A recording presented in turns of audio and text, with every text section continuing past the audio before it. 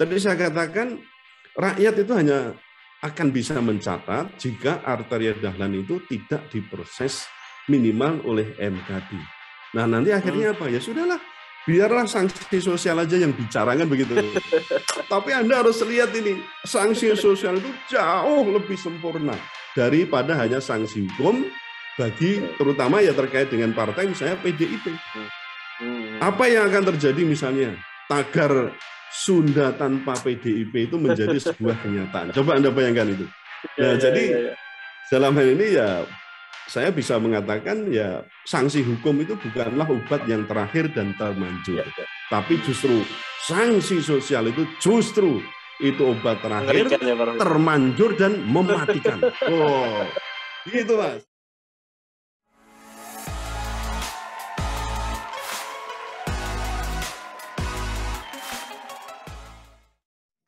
Assalamualaikum warahmatullahi wabarakatuh. Balik lagi di segmen Tanya Profesor di channel yang radikal, ramah, terdidik, dan berakal.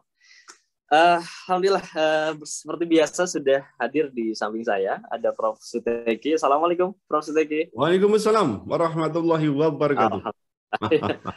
Prof, ini saya tuh dapat berita, Prof, ya. Jadi di Detik nih, pelansir berita berjudul Polisi .2 menurut ahli bahasa pernyataan arteria tidak penuhi unsur kebencian. Baik. Jadi saya bacakan satu paragraf aja. Jadi Polda Metro Jaya menyatakan anggota Komisi 3 DPR Arteria Dahlan tidak dapat dipidana atas ucapannya yang menyinggung bahasa Sunda dalam forum rapat di DPR. Keputusan itu diambil dalam gelar perkara yang melibatkan 3 saksi ahli. Ya, jadi beritanya cukup panjang ya. Cuman yang ingin saya tanyakan, Prof, di berita itu juga dinyatakan itu, Prof, tulisannya itu pasal 1 UU MD3 ya, yang menyatakan bahwa anggota DPR tidak dapat dituntut di depan pengadilan karena pernyataan atau pendapat yang dikemukakan baik secara lisan ataupun tertulis di dalam rapat DPR atau di luar rapat DPR yang berkaitan dengan fungsi serta wewenang dan tugas DPR itu merujuk pada pasal itu, Prof. Terkait dengan hak imunitas ini, apakah jenengan setuju, Prof, dalam kasus arteria ini? Baik, Mas Ab. Jadi yang pertama ingin saya luruskan dulu soal pasal yang dikutip itu. Setahu saya dan sudah saya cek itu bukan di pasal 1, tetapi di pasal 224 Undang-Undang MD3. Ya, ini khusus mengatur tentang hak-hak DPR ya, hak-hak DPR termasuk di situ yang disebut dengan hak imunitas namanya. Yang tadi jenengan sebutkan itu namanya hak imunitas. Ya. Nah, kemudian perlu saya sampaikan begini, sebenarnya pernyataan Arteria Dahlan itu jika hanya merupakan kritik itu tidak apa-apa. Ya, saya kan waktu itu saya sampaikan begitu. Namun ketika pernyataan itu kemudian diikuti dengan anjuran supaya kajati yang berbahasa Sunda itu dicopot. Nah, ini menurut saya sudah kebablasan begitu. Nah, saya nilai ini sebagai kritik tanpa etik gitu. Jadi ini kritik tanpa etik menurut saya. Nah, kita boleh menuntut juga dong, kan kadang mereka menuntut supaya kalau kritik itu ada etik macam-macam. Nah, ini wakil rakyat ya harus memberikan contoh itu, maksud saya begitu. Nah, jadi soal hak imunitas itu juga menurut saya harus diimbangi dengan kewajiban. Jadi kan itu hak kan. Jadi DPR juga punya kewajiban. Nah, itu juga diatur di setelah 224 itu juga ada pengertian-pengertian tentang kewajiban DPR atau sebelumnya ya, pasal sebelumnya sudah memerinci itu. Dan di samping kewajiban DPR juga ada kita kenal namanya kode etik. Nah, kode etik DPR itu merupakan norma yang sifatnya itu sebenarnya juga wajib dipatuhi oleh setiap anggota DPR selama menjalankan tugasnya dan untuk menjaga martabat, kehormatan, citra serta kredibilitas DPR. Kalau diperhatikan ucapan Arteria Dahlan itu telah melanggar kode etik khususnya di pasal 9 ya. Ini saya lihat di Peraturan DPR nomor 1 tahun 2015. Jadi di pasal 9 itu kan dinyatakan begini, anggota harus memahami dan menjaga kemajemukan yang terdapat dalam masyarakat, baik berdasarkan suku, agama, ras, jenis kelamin, golongan, kondisi fisik, umur, status sosial, status ekonomi, maupun pilihan politik.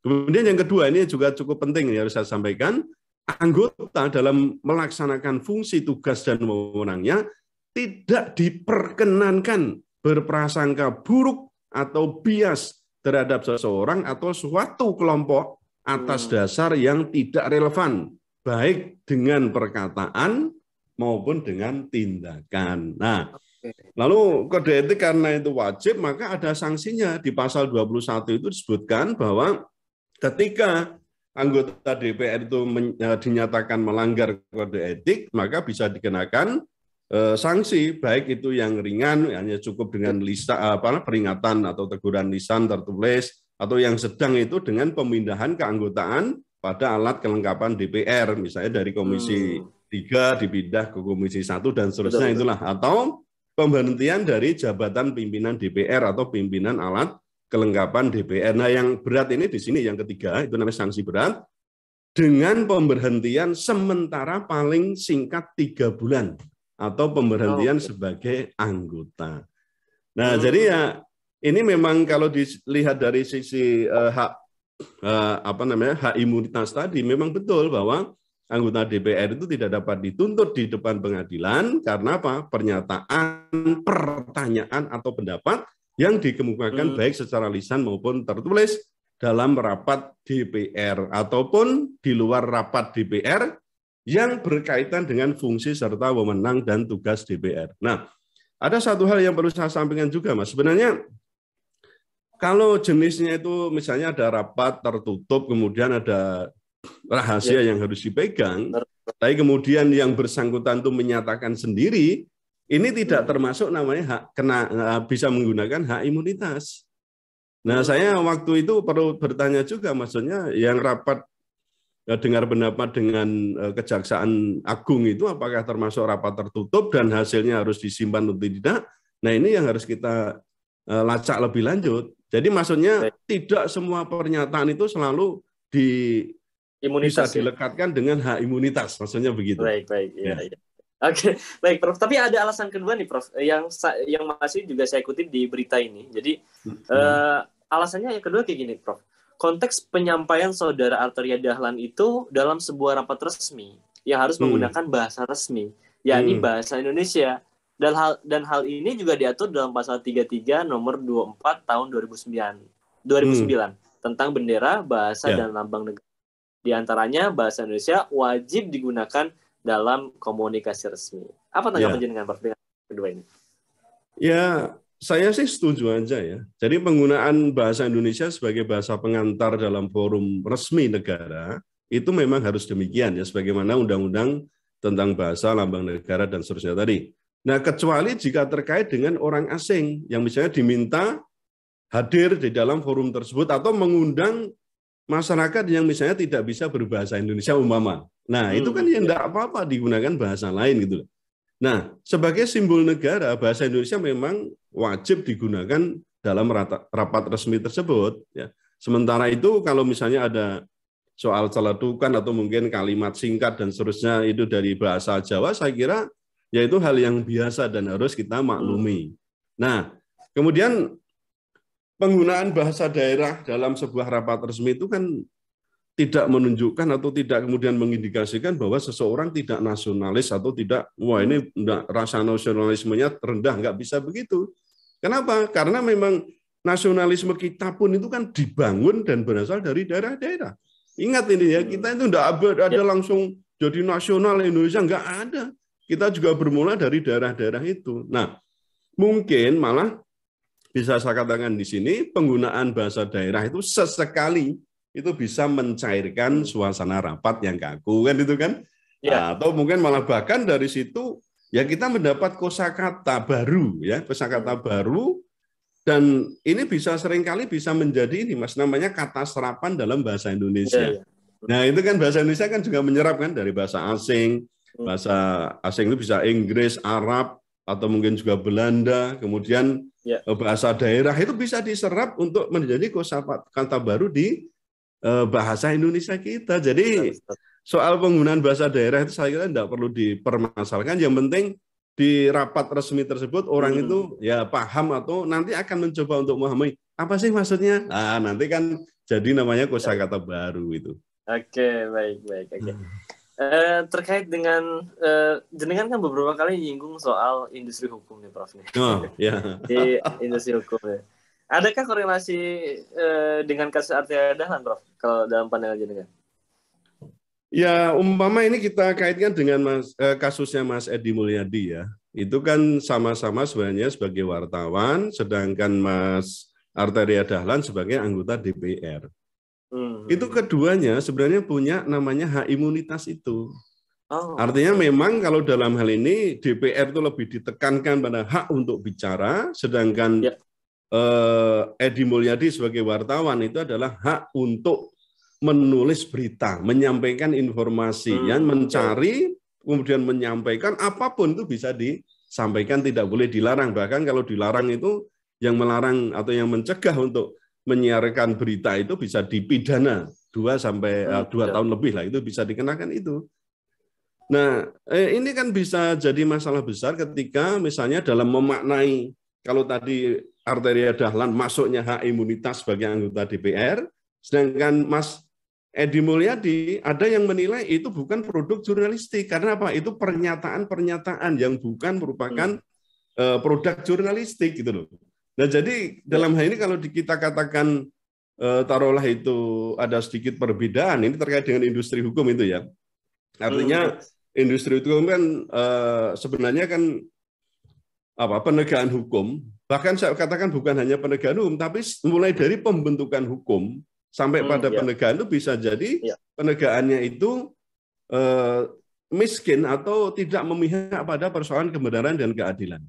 Nah, semacam ini misalnya yang Arteria Dahlan dengan hak imunitas itu kan memang bisa dikatakan ya luar biasa ya. Artinya mau menyatakan apa saja dalam sebuah rapat gitu ya, itu boleh-boleh saja. Nah, persoalan sekarang itu kan ketika dinyatakan langsung terupload keluar. Ini yang harus dilihat sebenarnya nanti ke depan ya, paling tidak tadi Mas. Jadi saya akan mengarahkan pada persoalan bagaimana nanti MKD itu menindaklanjuti apa yang terjadi atau yang dilakukan oleh Arteria Dahlan ini. Nah, jadi kembali ke persoalan industri hukum tadi kan persoalan profit oriented dan vested interest itu diutamakan, bukan persoalan kebenaran dan keadilan. Yang benar bisa disalahkan, yang salah bisa dibenarkan. Nah, terkait dengan tadi Arteria Dahlan itu yang penting menurut saya harus ada proses hukum dulu, khususnya di Majelis Kehormatan Dewan. Karena persoalan itu ya, ujaran terkait dengan bahasa Sunda dan juga Kajati yang berbahasa Sunda itu. Nah, jadi yang penting di situ. Karena apa? Karena rakyat Pasundan itu sudah menuntut gitu loh. Termasuk gubernurnya ya, Kang Emil ya kok Bang. Kalau di sana Kang ya. Kang Emil itu sudah secara jelas juga dalam pidato menyampaikan supaya Arteria Dahlan itu minta maaf. Ketika seorang pemimpin minta seperti itu, berarti kan ada dalam tanda kutip kesalahan yang dilakukan oleh Arteria Dahlan gitu. Nah, apalagi juga ditunjang dengan tokoh-tokoh Pasundan yang menurut saya juga tidak bisa kita remehkan ya, usulan, himbauan dan sebagainya supaya yang bersangkutan itu diproses. Nah, proses itu menurut saya memang sesuai dengan pasal 224 Undang-Undang MD3 ya, agar tidak terkesan bahwa hukum itu tajam ke bawah dan tumpul ke atas. Ada hak, ada kewajiban. Jika kewajiban itu dilanggar, maka setidaknya proses penegakan kode etik itu harus dijalankan. Gitu, Mas. Oke, luar biasa ya. Prof, tapi yang menarik ya ketika berita ini keluar ya, saya tuh mantau di semua sosial media, Prof. Jadi di kanal Instagram saya pantau, di TikTok, di Twitter juga saya pantau, ya. Di websitenya juga saya baca-baca komentar ya. Kalau saya pantau komentar netizen ini semuanya menganggap wajar, Prof ya. Wajar, bahkan sudah memprediksi ya. Allah paling ya gini gitu. Dan ini juga mereka itu bahkan sampai ini ya udah wajar sih. Misalkan nggak kayak Edi Mulyadi gitu, karena dia jadi semacam ada hopeless gitu ya. Itu Prof, yang saya lihat tuh itu Prof. Di semua loh, di semua ini loh. Yeah. Yang ingin saya tanyakan tuh, ada nggak sih Prof efek ya ketika rakyat itu sudah hopeless gitu dan nganggap penegakan hukum itu tergantung siapa yang melanggar. Kalau si A harus dibui, kalau si B ya udah gitu. Itu yang saya baca di masyarakat, Prof. Oh gitu. Gimana, Prof?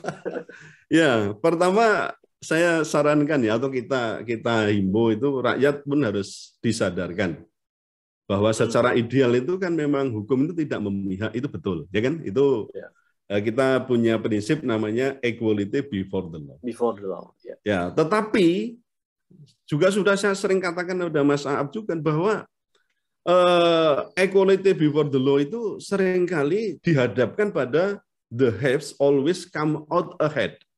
Ini berhadapan dengan orang yang berpunya itu. Nah, dalam praktek, saya pengajar hukum dan masyarakat ya, guru besar saya juga guru besar hukum dan masyarakat, saya temukan bahwa equality before the law itu just a myth that lie daily. Yang itu hanya mitos dan itu akan dibuktikan kebohongannya itu setiap hari. Nah, bahkan mungkin bisa diteruskan ini ya, equality before the law, for who? Jadi kalau kita mau jujur itu untuk siapa itu loh, untuk siapa, berhadapan dengan siapa. Nah, kemudian efek ini hopeless itu sangat mungkin terjadi terkait dengan mandeknya penegakan hukum dan etika.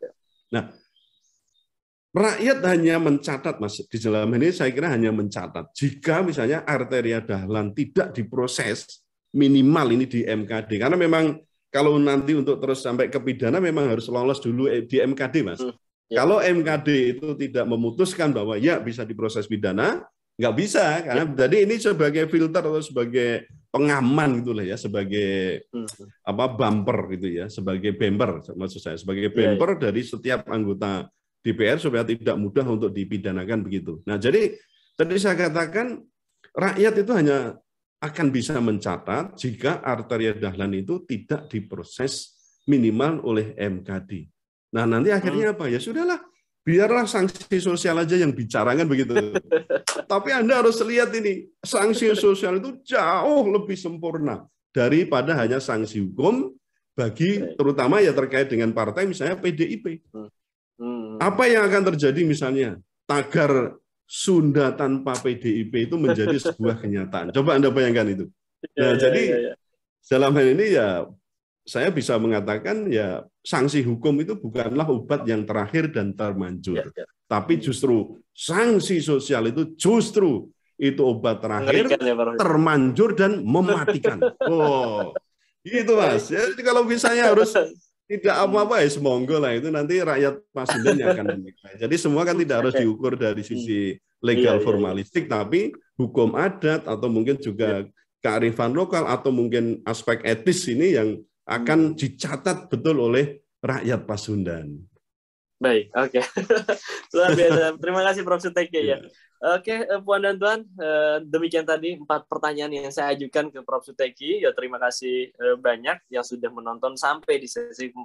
Tetap jangan lupa like, comment, share, dan juga subscribe channel Prof. Suteki ini. Dan kita akan senantiasa mengulas isu-isu viral secara radikal. Ramah, terdidik, dan berakal. Baik.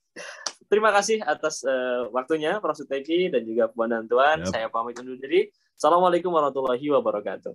Waalaikumsalam warahmatullahi wabarakatuh.